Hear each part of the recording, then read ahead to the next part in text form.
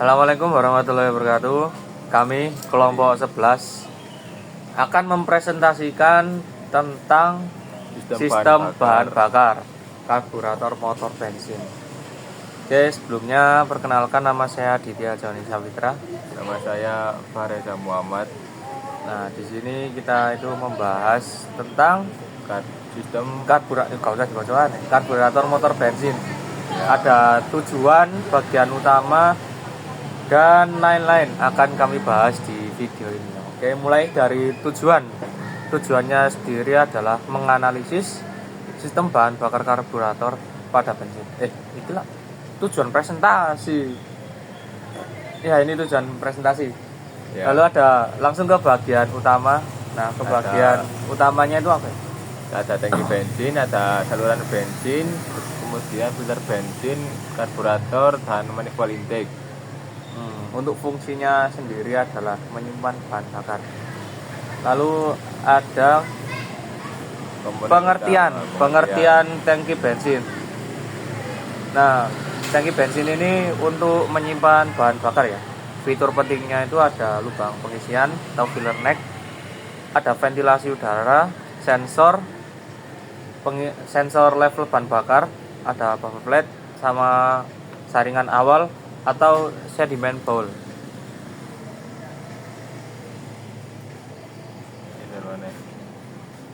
Kemudian ada selang bensin, saluran. Fungsinya menghubungkan tangki bensin dengan karburator. Material yang digunakan biasanya tembaga, selang karet, pipa baja, anti karat. Fungsinya menyediakan aliran bahan bakar dengan aman.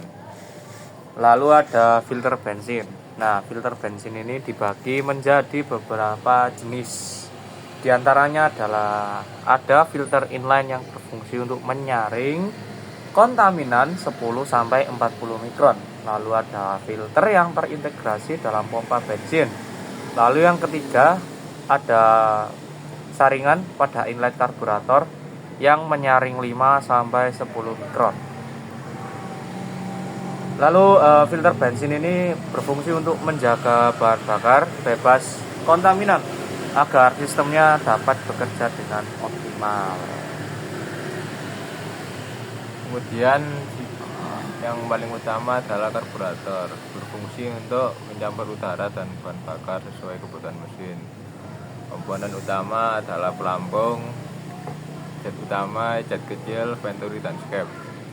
Nah, lalu intake manifold. Intake manifold ini berfungsi untuk menyalurkan udara dan bahan bakar sesuai dengan kebutuhan mesin.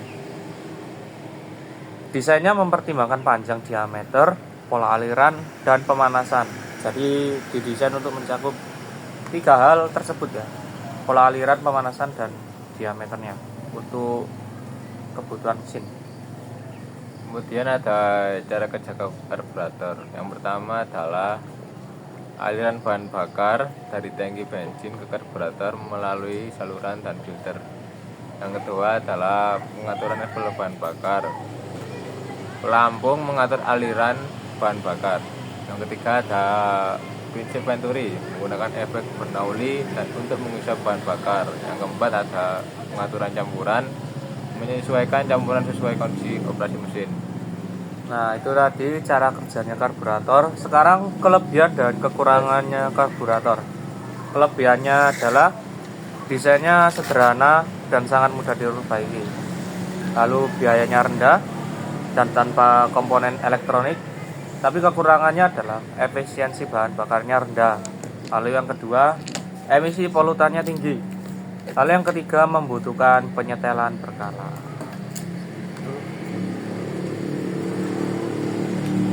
Oke.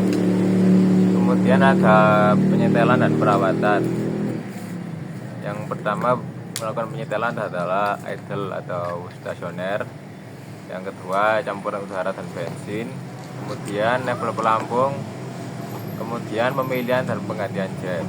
Untuk sistem perawatannya ada pembersihan karburator, penggantian filter bensin, pemeriksaan saluran bensin, dan perawatan tangki bensin.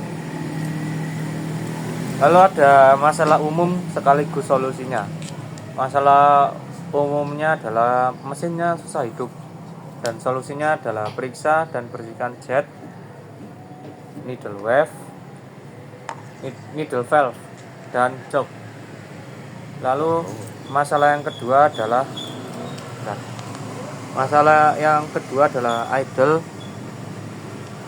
idle tidak stabil, nggak cukup, nggak dulu.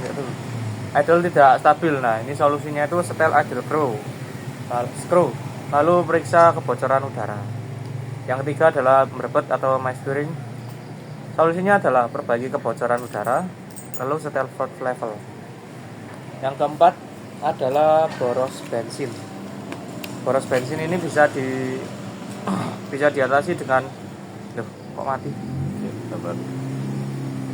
bisa diatasi dengan menyetel ulang campuran, lalu menurunkan float level. Nah, lalu masalah yang kelima adalah karburator banjir. Untuk karburator banjir ini bisa diatasi dengan membersihkan atau mengganti needle valve. Yang keenam, akselerasi yang buruk ini bisa diatasi dengan memperbaiki akselerator pump, lalu membersihkan jet utama. Jadi itu tadi cara mengatasi akselerator buruk. Kemudian adalah perbandingan dengan injeksi, mekanisme pengaturan campuran. Kemudian karburator menggunakan prinsip Venturi dan mekanisme ledakan injeksi menggunakan injektor elektronik yang dikendalikan oleh ECU. Kemudian efisiensi bahan bakar. Karburator efisiensinya lebih rendah. Injeksi hemat 10% hingga 30% lebih banyak. Emisi injeksi lebih rendah. Emisi CO, HC, dan NO. Oke. Lalu ada keunggulan sistem injeksi. Yang pertama, efisiensi bahan bakar lebih hemat 10 sampai 30%. Yang kedua, emisinya lebih rendah. Pembakarannya juga lebih sempurna. Lalu yang ketiga, performanya lebih baik. Akselerasi lebih responsif dan idle lebih stabil. Lalu ada diagnosa lebih mudah, karena dilengkapi sistem self diagnostic, jadi bisa mendiagnosis sendiri. Kemudian adalah kesimpulannya, sistem karburator telah menjadi dasar teknologi otomotif selama hampir 1 abad. Keunggulannya sederhana, biaya rendah, dan mudah perawatan. Kekurangannya adalah efisiensi bahan bakar dan emisi tinggi. Evolusi menuju sistem injeksi lebih efisien dalam berbagai aspek. Nah, itu tadi adalah presentasi dari kami mengenai kelompok 11 mengenai karburator motor bensin. Ya. Sekian terima kasih. Apabila ada salah kata ataupun kekurangan, bisa dievaluasi ataupun dimaafkan jika ada salah kata. Oke. Ya, Terima kasih. Wassalamualaikum warahmatullahi wabarakatuh.